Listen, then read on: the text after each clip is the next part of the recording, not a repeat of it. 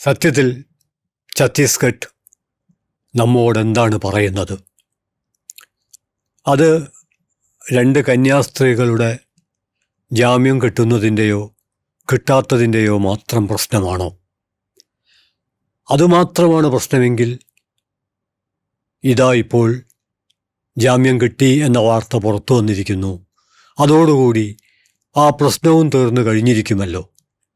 എന്നാൽ സത്യത്തിൽ ഛത്തീസ്ഗഡ് നമ്മോട് പറയുന്നത് രണ്ട് കന്യാസ്ത്രീകളുടെ അറസ്റ്റ് മാത്രമല്ല, അവരനുഭവിച്ച പീഡനങ്ങൾ മാത്രമല്ല, അതിനു പകരം മതനിരപേക്ഷതയ്ക്കും പൗരാവകാശത്തിനും ഏറ്റ പരിക്കുകളെക്കുറിച്ചാണ്. അന്വേഷണത്തിൻ്റെ ഈ പ്രാവശ്യത്തെ ആലോചന എന്താണ് ഛത്തീസ്ഗഡിൽ സംഭവിക്കുന്നത് എന്നുള്ളതിനെക്കുറിച്ചാണ്.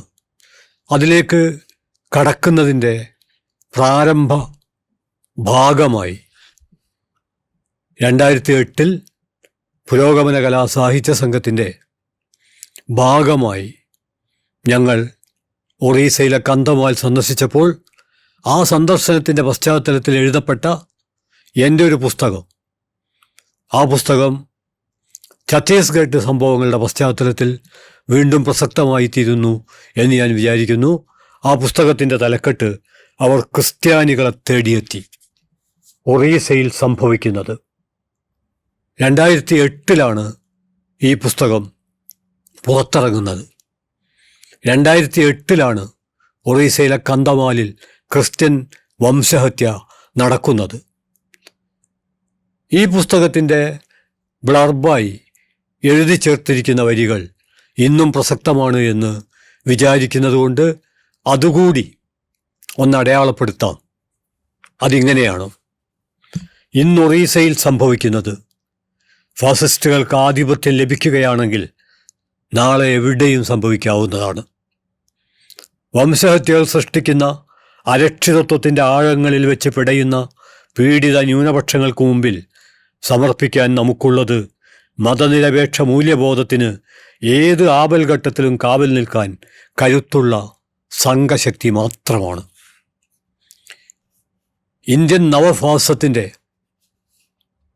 അലർച്ചകൾക്കും ആക്രോശങ്ങൾക്കും ഛത്തീസ്ഗഡിൽ പോലീസുകാരെ തള്ളിമാറ്റി ബജ്രംഗ് ദൾ കാണിച്ച ഭരണഘടനാ മൂല്യങ്ങളെയും നമ്മുടെ പ്രാഥമികമായ ജനായത്ത ജീവിത കാഴ്ചപ്പാടുകളെയും വെല്ലുവിളിക്കുന്ന തരത്തിലുള്ള പ്രവർത്തനങ്ങൾ ഛത്തീസ്ഗഡിൽ മാത്രമല്ല, പല സ്ഥലങ്ങളിലും ഇപ്പോൾ മാത്രമല്ല, ഏറെക്കുറെ 2014 മുതൽ നടന്നു പോരുന്നുണ്ട്. അതിൻ്റെ പശ്ചാത്തലത്തിലാണ് ഛത്തീസ്ഗഡ് എന്താണ് പറയുന്നത് എന്നാലോചിക്കേണ്ടത്. അത്തരമൊരാലോചന ഒരുപക്ഷെ ഇന്ത്യൻ ഫാസിസ്റ്റുകൾ പറഞ്ഞുകൊണ്ടിരിക്കുന്ന മതപരിവർത്തനം, മനുഷ്യക്കടത്ത് തുടങ്ങിയ ആശയങ്ങൾ, ആ ആശയങ്ങൾ എവിടെ നിന്നാണ് അവർ വികസിപ്പിച്ചെടുത്തത്, അതിൻ്റെ ലക്ഷ്യം എന്താണ് തുടങ്ങിയ കാര്യങ്ങളെക്കുറിച്ചും വളരെ ഗൗരവമായി ആലോചിക്കേണ്ടതുണ്ട്. അത്തരമൊരാലോചനയിലേക്ക് കടക്കാൻ ഏതർത്ഥത്തിലും സഹായകമാവും എന്ന് ഞാൻ കരുതുന്നു കാശ്മീരി കവി ഭദ്ര റൈനയുടെ ചതി എന്ന കവിത.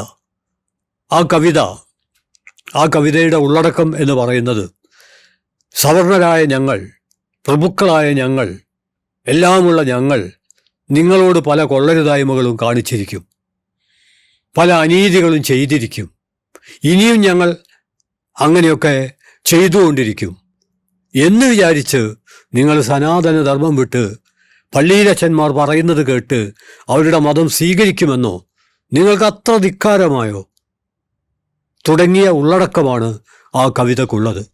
ആ കവിത അതേപോലെ ഇവിടെ പറയുന്നത് പ്രസക്തമാകും എന്ന് തോന്നുന്നു. അത് പറയുന്നതിന് മുമ്പേ ഒരു കാര്യം കൂടി ചൂണ്ടിക്കാണിക്കേണ്ടതുണ്ട്.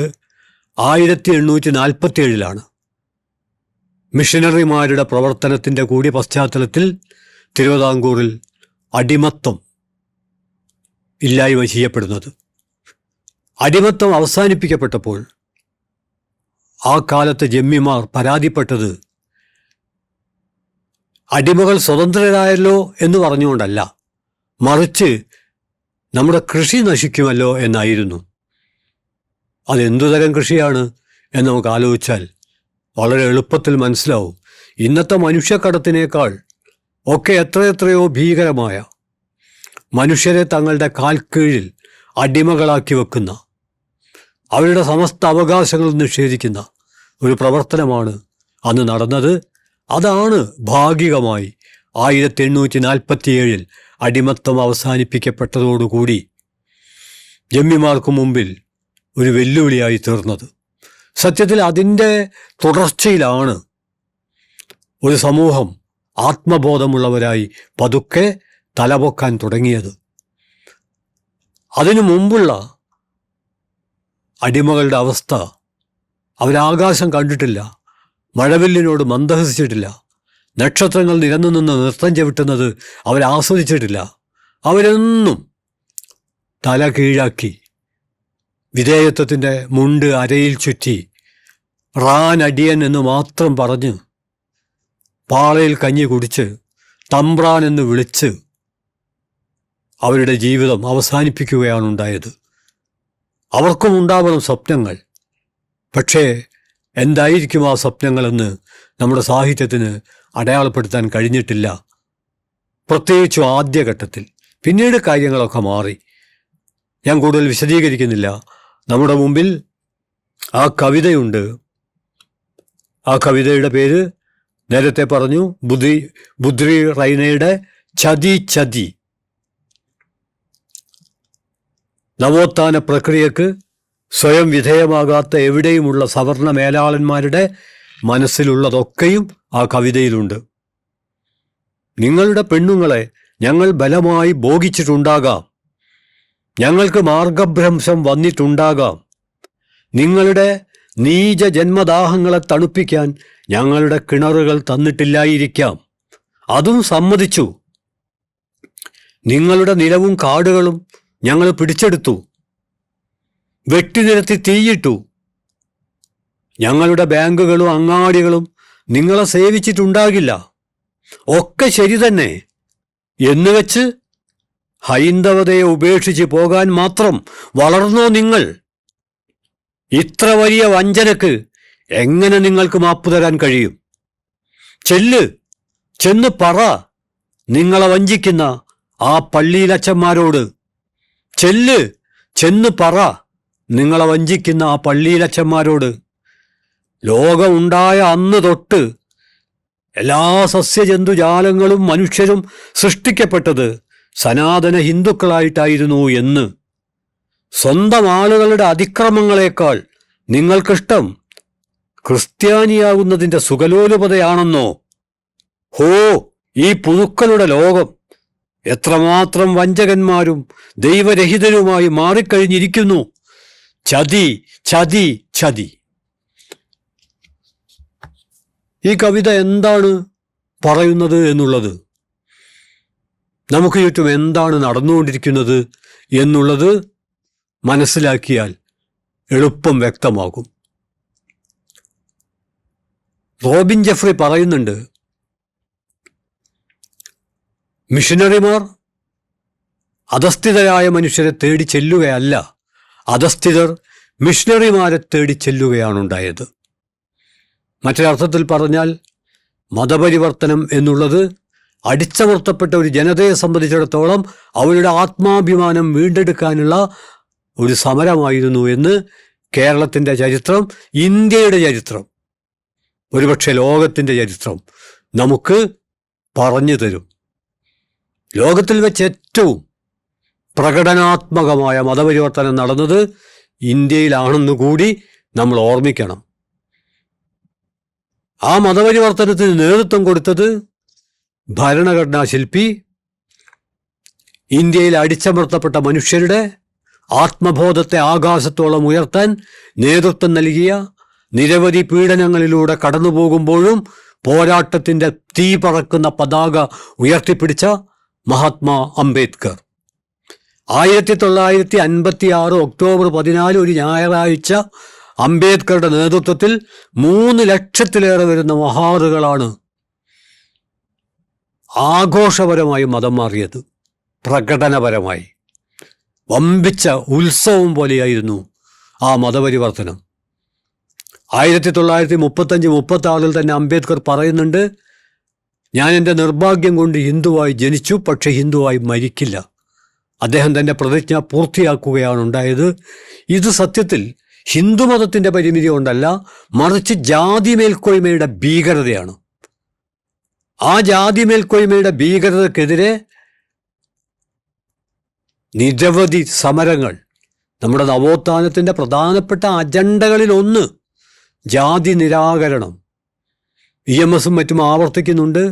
ജാതിരഹിതവും മതനിരപേക്ഷവുമായ ഒരാധുനിക സമൂഹത്തിൻ്റെ സൃഷ്ടി. ഇത്രയും സംക്ഷിപ്തമായി പറയാൻ ഇടയാവുന്നത് ഛത്തീസ്ഗഡിലെ 2 കന്യാസ്ത്രീകളെ അവർ ചെയ്യാത്ത കുറ്റം അവരുടെ മേൽ കെട്ടിവെച്ചുകൊണ്ട് അറസ്റ്റ് ചെയ്യുകയും പോലീസ് സ്റ്റേഷനിൽ വെച്ച് പോലീസുകാരെ നോക്കുകുത്തികളായി ബജ്രംഗ് ദൾ അവരെ കടന്നാക്രമിക്കുകയും ചെയ്തൊരു പശ്ചാത്തലത്തിൽ തുടക്കത്തിൽ പറഞ്ഞു, എന്തുകൊണ്ട് ഇത്തരം പ്രവർത്തനങ്ങൾ, ആരാണ് ഇതിനെ പിന്തുണയ്ക്കുന്നത്? അത്തരമൊരു പരിശോധന ഇന്ത്യൻ നവഭാസത്തിൻ്റെ രാഷ്ട്രീയ കാഴ്ചപ്പാടിൻ്റെ സൂക്ഷ്മ വിശകലനമായി മാറും എന്ന കാര്യത്തിൽ യാതൊരു തർക്കവുമില്ല. മുസ്ലിങ്ങൾ എവിടെയൊക്കെ തിങ്ങിപ്പാർക്കുന്നുവോ അതൊക്കെ കുട്ടി പാകിസ്ഥാനാണ് എന്നും, നാഗാലാൻഡ്, മിസോറാം, അരുണാചൽ പ്രദേശ് തുടങ്ങി എവിടെയൊക്കെ ക്രിസ്ത്യാനികളുണ്ടോ അതൊക്കെ പാകിസ്ഥാൻ ആണ് എന്നും ഏതെങ്കിലും ലഘുലേഖയിലല്ല, മറിച്ച് തങ്ങളുടെ സൈദ്ധാന്തിക പുസ്തകത്തിൽ എഴുതി വച്ച ഇന്ത്യൻ ഫാസിസ്റ്റുകൾ. മണിപ്പൂരിലെ വംശഹത്യയുടെ പശ്ചാത്തലത്തിൽ പോലും അതിപ്പോഴാണ് നടക്കുന്നത്. എന്നാൽ അതിനൊക്കെ എത്രയോ മുമ്പ് അതിനെ പാകിസ്ഥാനാക്കാനുള്ള ശ്രമം നടക്കുന്നുണ്ട് എന്ന് വിചാരധാര പറയുന്നുണ്ട്. അതുകൊണ്ട് മതപരിവർത്തനത്തെ ഇന്ത്യൻ ഫാസിസ്റ്റുകൾ നോക്കിക്കാണുന്നത് ഒരു മനുഷ്യൻ്റെ വിശ്വാസ സ്വാതന്ത്ര്യത്തിൻ്റെ ഭാഗമായിട്ടല്ല, മറിച്ച് അവരെ സംബന്ധിച്ചിടത്തോളം മതപരിവർത്തനം എന്ന് പറയുന്നത്, പ്രത്യേകിച്ച് ഹിന്ദു മതത്തിൽ നിന്ന് ഇസ്ലാം മതത്തിലേക്കോ ക്രിസ്തു മതത്തിലേക്കോ ബുദ്ധമതത്തിലേക്കോ ഉള്ള പരിവർത്തനം എന്ന് പറയുന്നത് പൗരത്വം മാറലാണ്. മറ്റേ അർത്ഥത്തിൽ പറഞ്ഞാൽ, നിങ്ങൾ മതപരിവർത്തനം ചെയ്യുമ്പോൾ നിങ്ങളുടെ മതം മാത്രമല്ല, നിങ്ങളുടെ പൗരത്വമാണ് നിങ്ങൾക്ക് നഷ്ടപ്പെടുന്നത്. ലോകത്തിൽ ഒരിടത്തും ഇത്രയും സങ്കുചിതമായൊരു കാഴ്ചപ്പാട് ആരും മുന്നോട്ട് വെച്ചിട്ടുണ്ടാവില്ല. പക്ഷെ അതിനൊരു സൈദ്ധാന്തിക അടിസ്ഥാനമുണ്ട്. ആ അടിസ്ഥാനം സവർക്കറും ഗോൾവൽക്കറും എല്ലാം വികസിപ്പിച്ചതാണ്. അത് പുണ്യഭൂമി എന്നൊരു പരികൽപ്പനയാണ്. മുസ്ലിങ്ങളുടെയും ക്രിസ്ത്യാനികളുടെയും ഒക്കെ പുണ്യഭൂമി വിദേശത്താകയാൽ അവർക്ക് ഈ രാജ്യത്തോട് കൂറുണ്ടാവില്ല എന്ന വളരെ വിചിത്രമായ ഒരു കാഴ്ചപ്പാട്. അങ്ങനെയാണെങ്കിൽ ഇന്നത്തെ ലോകത്ത് മനുഷ്യർ ഉപയോഗിച്ചുകൊണ്ടിരിക്കുന്ന ഒരുപാട് വസ്തുക്കൾ ലോകത്തിൻ്റെ വിവിധ രാജ്യങ്ങളിൽ ഉൽപ്പാദിപ്പിക്കപ്പെട്ടതാണ്. അങ്ങനെയാണെങ്കിൽ ഈ ഒരു തത്വം അതിനുകൂടി ബാധകമാക്കുകയാണെങ്കിൽ ഏത് ചിത്തരോഗാശുപത്രിയിലേക്കായിരിക്കും നമ്മളെ കെട്ടിയെടുക്കേണ്ടി വരിക എന്ന് ആലോചിച്ച് നോക്കാവുന്നതാണ്. അതുകൊണ്ട് ഞാൻ സൂചിപ്പിക്കുന്നത്, മതപരിവർത്തനം എന്ന് പറയുന്നത് ഒരു വ്യക്തിയുടെ, ഒരു മനുഷ്യൻ്റെ പൗരാവകാശത്തിൻ്റെ പ്രശ്നമാണ്. തങ്ങൾ പിന്തുടരുന്ന മതം അപര്യാപ്തമാണ് എന്ന് തോന്നുകയാണെങ്കിൽ മറ്റൊരു മതം സ്വീകരിക്കാനും, തങ്ങൾ സ്വീകരിച്ച ആ മതവും അപര്യാപ്തമാണ് എന്ന് തോന്നുകയാണെങ്കിൽ മതം തന്നെ തിരസ്കരിക്കാനും ഉള്ള വ്യക്തിയുടെ സ്വാതന്ത്ര്യം, അത് മതസ്വാതന്ത്ര്യത്തിൻ്റെ ഭാഗമാണ്. മതത്തിൽ വിശ്വസിക്കുക, മതത്തിൻ്റെ ആശയങ്ങൾ പ്രചരിപ്പിക്കുക, ആ പ്രചരണത്തിൻ്റെയോ അല്ലാതെയോ ഭാഗമായി ആളുകൾ മാറുന്നുണ്ടെങ്കിൽ മാറുക, അതവരുടെ സ്വാതന്ത്ര്യമാണ്. പക്ഷേ എല്ലാവർക്കും അറിയാവുന്നത് പോലെ അതിനു വേണ്ടി ഒരു തരത്തിലുള്ള നിർബന്ധവും പാടില്ല. അത് മതപരിവർത്തനത്തിൽ മാത്രമല്ല, ഒരു കാര്യത്തിലും നിർബന്ധം പാടില്ല എന്നുള്ളത് ജനായത്തത്തിൻ്റെ പ്രാഥമിക കാഴ്ചപ്പാടാണ്. അത് പ്രത്യേകിച്ച് എടുത്തു പറയേണ്ട കാര്യമില്ല. ചായ താല്പര്യമില്ലാത്ത ഒരാളെ കൊണ്ട് ചായ നിർബന്ധിച്ച് കുടിപ്പിക്കുന്നത് തന്നെ കുറ്റകൃത്യമാണ് എന്ന് ഇന്ന് നമുക്ക് മനസ്സിലാക്കാൻ പറ്റും. അതുകൊണ്ട് ഞാൻ സൂചിപ്പിക്കുന്നത്, മതപരിവർത്തനം എന്നുള്ളത് ജനാധിപത്യ പ്രക്രിയയുടെ ഭാഗമാണെന്നിരിക്കെ മതപരിവർത്തന ബില്ലുകൾ, ആ മതപരിവർത്തന വിരുദ്ധ ബില്ലിലെ വകുപ്പുകൾ വളരെ രൂക്ഷമാക്കി ജനായത്ത മതപരിവർത്തനത്തെ പോലും ഒരു കുറ്റകൃത്യമാക്കി തീർത്തു കഴിഞ്ഞിരിക്കുന്നു ഇന്ത്യയിൽ. അതിൻ്റെ വേര് സത്യത്തിൽ ഈ നിയമത്തിലല്ല. അതിനു പകരം നമ്മുടെ സാമാന്യ ബോധത്തിലാണ്. നമ്മുടെ സാമാന്യ ബോധം ഇന്നും ഫാസിസ്റ്റ് ആശയങ്ങളുമായി സന്ധി പുലർത്തിയിട്ടാണ് നിൽക്കുന്നത്. ജനായത്ത കാഴ്ചപ്പാട് പുലർത്തുന്ന മനുഷ്യർക്ക് പോലും, മതനിരപേക്ഷ കാഴ്ചപ്പാട് പുലർത്തുന്ന മനുഷ്യർക്ക് പോലും തങ്ങളുടെ വീട്ടിൽ വിവിധ മതത്തിൽപ്പെട്ടവരും ഒരു മതത്തിൽപ്പെടാത്തവരും ആശയസംവാദം നടത്തി സൗഹൃദത്തോടെ ജീവിക്കുന്ന ഒരു പശ്ചാത്തലത്തെക്കുറിച്ച് സ്വപ്നം കാണാൻ പോലും കഴിയാത്ത ഒരവസ്ഥയിലാണ് ഇന്ന് നമ്മൾ ഉള്ളത്. ഒരു വീട്ടിൽ ആ വീട്ടിലെ അംഗങ്ങളുടെ അഭിരുചി വ്യത്യസ്തമായിരിക്കെ അവർ വ്യത്യസ്ത തരത്തിലുള്ള ഭക്ഷണം കഴിക്കുന്ന ഒരവസ്ഥ ഉണ്ടായിരിക്കെ അവരുടെ വിശ്വാസങ്ങൾക്കും വ്യത്യസ്തമായ അവസ്ഥ ഉണ്ടാവുകയാണെങ്കിൽ മുകളിൽ നിന്ന് കെട്ടിവെക്കേണ്ടതല്ല. നേരത്തെ ഞാൻ പറഞ്ഞു, ഒരു നിർബന്ധവുമല്ല. അവരുടെ അന്വേഷണത്തിൻ്റെ ഭാഗമായിട്ട് സ്വാഭാവികമായിട്ട് അവരൊരു അത്തരമൊരവസ്ഥയിൽ എത്തുകയാണെങ്കിൽ അതിനെ സ്വാഗതം ചെയ്യുന്നതിന് പകരം അതൊരു ശിക്ഷാർഹമായ കാര്യമായി പരിഗണിക്കുന്ന ഒരവസ്ഥയാണ് ഉണ്ടായിത്തീരുന്നത്. രണ്ടാമത്തെ കാര്യം, കടുത്ത തൊഴിലില്ലായ്മ. നമ്മുടെ നാട്ടിലെ ഏറ്റവും അടിത്തട്ടിലുള്ള മനുഷ്യർ അവർ വരെ അനുഭവിക്കുന്ന ഒരു പശ്ചാത്തലത്തിൽ ഇവിടെ ഒരു കാര്യം കൂടി പറയാനുണ്ട്. അത് ആദിവാസികൾ. ഇന്ത്യൻ ഫാസിസത്തെ സംബന്ധിച്ചിടത്തോളം അവർ ആദിവാസികളെന്നല്ല, വനവാസികൾ എന്നാണ് വിളിക്കുന്നത്. അതിലുമുണ്ട് ഒരു ക്രൂരമായ ജനാധിപത്യ ധ്വംസനത്തിൻ്റെ രത്നസ്നാതമായ ചരിത്രം. ആ ചരിത്രം എന്ന് പറയുന്നത്, ഇവിടെ വിദേശത്തു നിന്ന് ഭീകരർ ഹിന്ദുക്കളെ കൂട്ടമായി മതം മാറ്റ പ്രക്രിയക്ക് വിധേയമാക്കിയപ്പോൾ കാട്ടിൽ ഓടി രക്ഷപ്പെട്ട, തങ്ങളുടെ മതവിശ്വാസം സംരക്ഷിക്കാൻ വേണ്ടി കാട്ടിൽ ഓടി രക്ഷപ്പെട്ടവരാണ് പിന്നീട് മറ്റുള്ളവരുമായുള്ള സഹവാസം പല നിലക്ക് നഷ്ടപ്പെട്ട് കാട്ടിലകപ്പെട്ട് അവിടെ തന്നെ ജീവിക്കാൻ നിർബന്ധിതരായത്. അവരാണത്രേ വനവാസികൾ. സത്യത്തിൽ നേരെ തിരിച്ചാണ്. ലോകത്തിലെല്ലായിടത്തും ആദിമ ജനത എന്ന് പറയുന്നത് ആ ആദിമ ജനതയിൽ നിന്നാണ് മറ്റുള്ള പരിവർത്തനങ്ങൾ ഉണ്ടായിത്തീർന്നത് എന്ന് വ്യക്തമാണ്.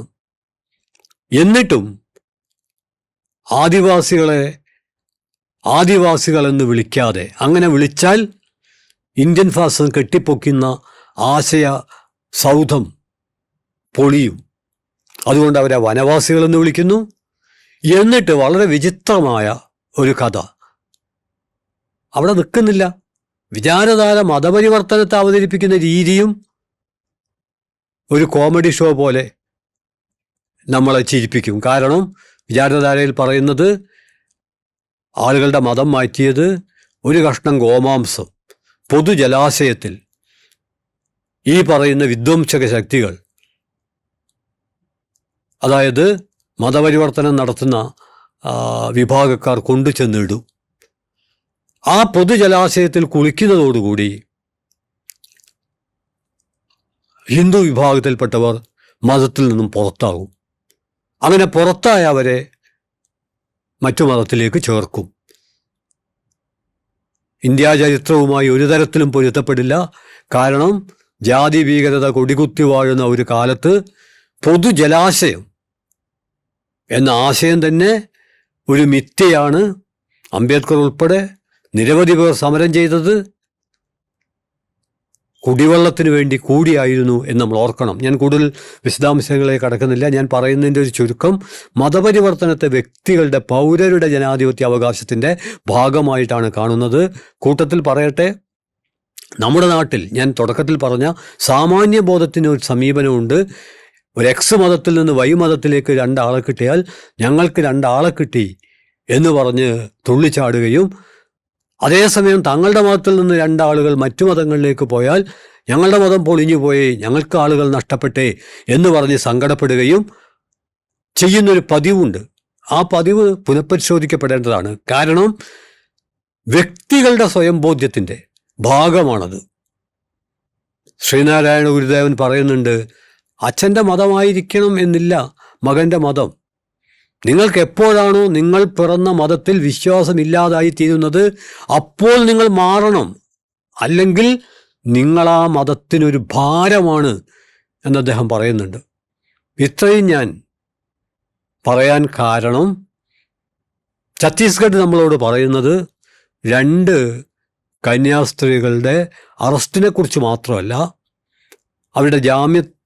അവർക്ക് ജാമ്യം അനുവദിച്ചതിൽ ഉള്ള നമ്മളുടെ ഒരു ആശ്വാസത്തെ മാത്രമല്ല അത് അടിവരയിടുന്നത്, മറിച്ച് മതപരിവർത്തനത്തെക്കുറിച്ചുള്ള ജനായത്തത്തിൻ്റെ സമീപനത്തെ ജനായത്ത വിരുദ്ധമാക്കുന്നതിൽ ഭരണകൂടം എന്ത് പങ്കുവഹിക്കുന്നു എന്നും അതോടൊപ്പം സാമാന്യബോധം എന്ത് പങ്കുവഹിക്കുന്നു എന്നുമാണ്. ഇനി രണ്ടാമത്തെ പ്രശ്നം, മനുഷ്യക്കടത്ത്. നമുക്കറിയാം, ഇന്ത്യ നേരിടുന്ന ഏറ്റവും വലിയ പ്രശ്നങ്ങളിലൊന്നാണ് തൊഴിലില്ലായ്മ. ആ തൊഴിലില്ലായ്മയുടെ ഭാഗമായിട്ട് ഇന്ത്യയുടെ പല ഭാഗത്തേക്കും പല തൊഴിലിനു വേണ്ടിയും ആളുകൾ പോകുന്നുണ്ട്. അങ്ങനെ പോകുന്നതൊക്കെ, അല്ലെങ്കിൽ അവരെ ആരെങ്കിലും തൊഴിലിനു വേണ്ടി കൊണ്ടുപോകുന്നതൊക്കെ മനുഷ്യക്കടത്തായി നമ്മൾ അടയാളപ്പെടുത്താൻ തുടങ്ങിയാൽ അവസാനത്തെ അഭയവും ഇല്ലാതാവും. അതുകൊണ്ട് വളരെയേറെ ആഴത്തിൽ ആലോചിക്കപ്പെടേണ്ട ഒരു വിഷയം, അതിനെ കോടതിയുടെ ഒരു ജാമ്യവുമായി മാത്രം ചേർത്ത് വെച്ച് ചിന്തിക്കുന്നതിന് പകരം കുറെ കൂടി ആഴത്തിൽ അതിനെ അടയാളപ്പെടുത്താൻ നമ്മൾ ശ്രമിക്കേണ്ടതുണ്ട് എന്നാണ് ഈ ഒരു അന്വേഷണത്തിൽ വളരെ സംക്ഷിപ്തമായിട്ട് സൂചിപ്പിക്കാനുള്ളത്. നമ്മുടെ സാംസ്കാരിക ചരിത്രം പരിശോധിച്ചാൽ നമുക്ക് കാണാൻ കഴിയും, സാമൂഹ്യ പരിവർത്തനത്തിൻ്റെ അനിവാര്യ ഭാഗമായിട്ടാണ് ഇന്ത്യൻ സമൂഹത്തിൽ മതപരിവർത്തനം രൂപപ്പെട്ടു വന്നത്.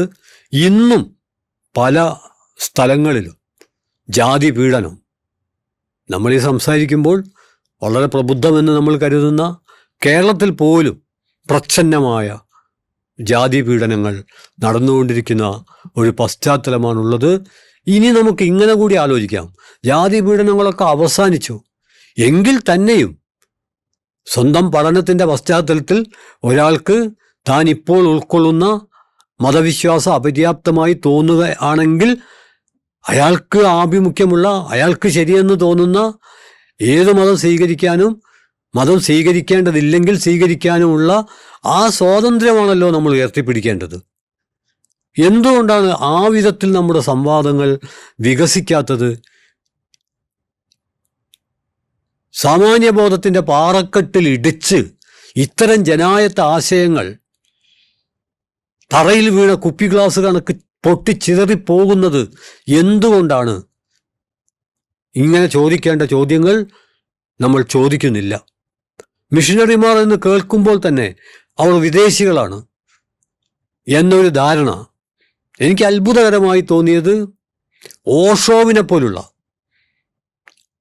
വലിയ അരാജകവാദിയായി, ചിലർക്കെങ്കിലും വിപ്ലവകാരിയായി അനുഭവപ്പെടുന്ന ഓഷോവിനെ പോലുള്ളവർ പോലും മദർ തെരേസയെ മുതൽ മിഷണറിമാരെ മൊത്തം ഒരടിസ്ഥാനവുമില്ലാതെ ആക്ഷേപിക്കുന്നത് നമുക്ക് കാണാൻ പറ്റും. എന്താണ് ഈ ഈ തീവ്രമായ അപരവിദ്വേഷത്തിൻ്റെ അടിസ്ഥാനം. സംവാദങ്ങളുടെ ഒരു സ്ഥാനത്ത് തെറിയും അതോടൊപ്പം തന്നെ ആക്രമണവും കടന്നു വരുന്നത് എത്രയോ ഉദാഹരണങ്ങളുണ്ട്. ഗ്രഹാം സ്റ്റീൻസ് നമ്മുടെ മുമ്പിലുണ്ട്. ഞാനൊരു കാര്യം മാത്രം പറഞ്ഞുകൊണ്ട് ബാക്കി ഇതിൻ്റെ തുടർച്ച എന്ന നിലക്ക് അന്വേഷണത്തിൻ്റെ അൽഗോരിതത്തിലെ അടുത്ത എപ്പിസോഡിൽ പറയാമെന്ന് കരുതിക്കൊണ്ട് ഒരൊറ്റ അനുഭവം, അത് 2008 ഞങ്ങളുടെ കന്തമാൽ ക്രിസ്ത്യൻ വംശഹത്യ നടന്ന സ്ഥലം മറന്നുപോകരുത്, മായ്ക്കാൻ അനുവദിക്കപ്പെടരുത്. അവിടെ പോയപ്പോൾ മനസ്സിലാക്കിയൊരു കാര്യമുണ്ട്. ആ കാര്യമെന്ന് പറയുന്നത് അവിടുത്തെ ആദിമ ജനത, ആദിവാസികൾ, അവരെ സംബന്ധിച്ചിടത്തോളം പട്ടിണിയാണ്, ഒരുപാട് ജീവിത പ്രയാസങ്ങളാണ്. അത്തരമൊരു പശ്ചാത്തലത്തിൽ ഇന്ത്യയിൽ ഏറ്റവും കൂടുതൽ കുഷ്ഠരോഗികളുള്ള ഒരു സ്ഥലമാണത്രേ. അങ്ങനെ തങ്ങളുടെ ഏറ്റവും പ്രിയപ്പെട്ട അച്ഛനോ അമ്മക്കോ കുഷ്ഠരോഗം വന്നാൽ, ഒരു ഗതിയുമില്ലാതെ വന്നാൽ, സ്നേഹമില്ലാഞ്ഞിട്ടല്ല, പ്രത്യേകിച്ച് ഓർക്കണം, അവർ തങ്ങളുടെ രക്ഷിതാക്കളെ, അച്ഛനും അമ്മയെയും ഒരു കൊട്ടയിലാക്കിയിട്ട് കാട്ടിൽ കൊണ്ടുപോയി തള്ളും. തള്ളിയിട്ട് അച്ഛൻ്റെ കണ്ണീര് കണ്ട് മകനും, മകൻ്റെ കണ്ണീര് കണ്ട് അച്ഛനും വിട പറയുന്ന ഒരു സന്ദർഭമുണ്ട്. പക്ഷെ അമ്പരപ്പിക്കുന്ന കാര്യം, കാട്ടിലെ മൃഗങ്ങൾ ഈ മനുഷ്യരെ കടിച്ചു കീറാതെ എങ്ങനെ കാത്തു രക്ഷിച്ചു എന്നുള്ളതാണ്. അതിനേക്കാൾ പ്രധാനപ്പെട്ട കാര്യം, മിഷനറിമാർ, അവർക്കറിയാം കുഷ്ഠരോഗികളെ കാട്ടിൽ തള്ളുന്നൊരു പതിവ് ആദിവാസി സമൂഹത്തിലുണ്ട് എന്നവർ പഠിച്ചിട്ടുണ്ട്, മനസ്സിലാക്കിയിട്ടുണ്ട്. അതിൻ്റെ പശ്ചാത്തലത്തിൽ കാട്ടിലേക്ക് തള്ളപ്പെടുന്ന മനുഷ്യരെ അവരെടുത്തുകൊണ്ട് വന്ന് കഴുകി വൃത്തിയാക്കി ചികിത്സ നടത്തി അവരെ പരിചരിക്കുകയാണ്. ഇതാണോ കുറ്റകൃത്യം? ഇതാണ് സംഘപരിവാറിന് കുറ്റകൃത്യമായി തോന്നുന്നതെങ്കിൽ, പട്ടിണി കിടക്കുന്ന മനുഷ്യർക്ക് അവരരിയും മറ്റും എത്തിക്കുന്നതാണ് സംഘപരിവാറിന് രാജ്യദ്രോഹമായി തോന്നുന്നതെങ്കിൽ, മിഷണറി പ്രവർത്തനത്തിൻ്റെ ഭാഗമായി അവരൊരു 10 കിലോ അരി കൊടുക്കുമ്പോൾ നിങ്ങളൊരു 20 കിലോ അരി കൊടുക്ക്. അങ്ങനെ നന്മയിൽ മത്സരിക്കുക. അതിനു പകരം പട്ടിണി കിടക്കുന്ന മനുഷ്യർക്ക് ആരെങ്കിലും എന്തെങ്കിലും സഹായം ചെയ്യുമ്പോൾ, രോഗികളായ മനുഷ്യരെ ആരെങ്കിലും പരിചരിക്കുമ്പോൾ, അതൊക്കെ മതം മാറ്റാനാണ് എന്ന് പറഞ്ഞ് മതപരിവർത്തനത്തിൻ്റെ പേരിൽ കൃത്രിമ കോലാഹലങ്ങൾ ഉണ്ടാക്കി നമ്മുടെ സമാധാന ജീവിതത്തിൻ്റെ സ്വസ്ഥത തകർക്കാൻ മറ്റെല്ലാ മണ്ഡലത്തിലും എന്ന പോലെ ഇന്ത്യൻ ഫാസിസ്റ്റുകൾ ശ്രമിച്ചുകൊണ്ടിരിക്കുന്ന ഒരു പശ്ചാത്തലത്തിലാണ് സത്യത്തിൽ ഛത്തീസ്ഗഡ് നമ്മളോട് എന്താണ് പറയുന്നത്. അതൊരു 2 കന്യാസ്ത്രീകളുടെ അറസ്റ്റും അവർക്ക് ജാമ്യം കിട്ടലിലും അവസാനിക്കുന്ന പ്രശ്നമാണോ എന്ന വളരെ മൗലികമായ ഒരു ചോദ്യം അന്വേഷണത്തിൻ്റെ അൽഗോരിതത്തിൽ ഉറപ്പിച്ചു പറയുന്നു, അല്ല. അത് തുടർ അന്വേഷണത്തിൻ്റെ ഭാഗമാണ്. നിങ്ങൾക്ക് അഭിവാദ്യങ്ങൾ.